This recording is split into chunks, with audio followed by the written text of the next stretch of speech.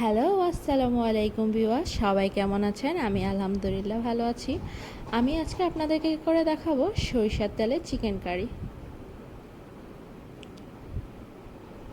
তো আমি এখানে একটা মুরগি নিয়ে নিয়েছি, আর প্রয়োজন মতো মশলা আমার যা যা লাগছে।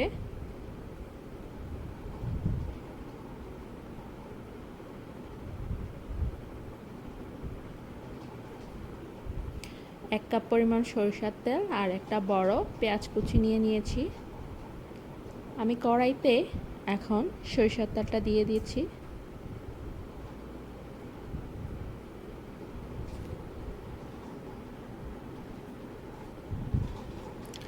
তেলটা যখন গরম হয়ে এসেছে, আমি এবার এতে পেঁয়াজ কুচিগুলো অ্যাড করে দিচ্ছি।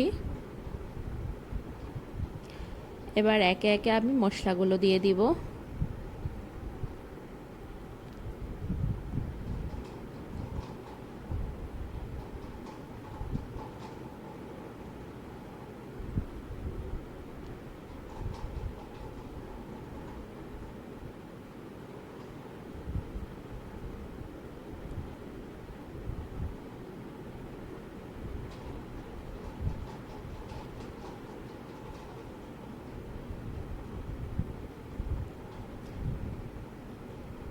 এবার প্রয়োজন মতো মশলাগুলো দিয়ে দিচ্ছি। মশলাগুলোকে দিয়ে আমি বেশ কিছুক্ষণ কষিয়ে নিব।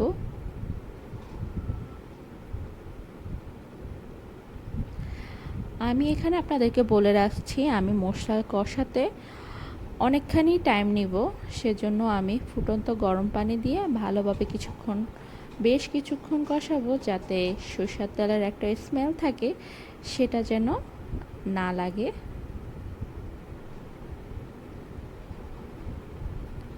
আমার যখন মশলাটা ভালো করে কষানো হয়ে এসেছে, আমি এতে মুরগিগুলো অ্যাড করে দিচ্ছি।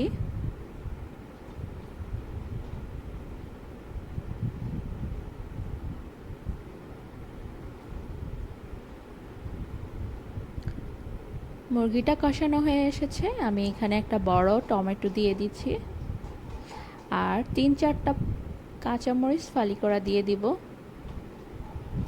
আমি এখানে আপনাদেরকে বলে রাখি, আমি কষানোর সময় যে পানিটা ইউজ করেছি মশলাটা কষানোর সময়, তাছাড়া এক বিন্দু পানি দেইনি।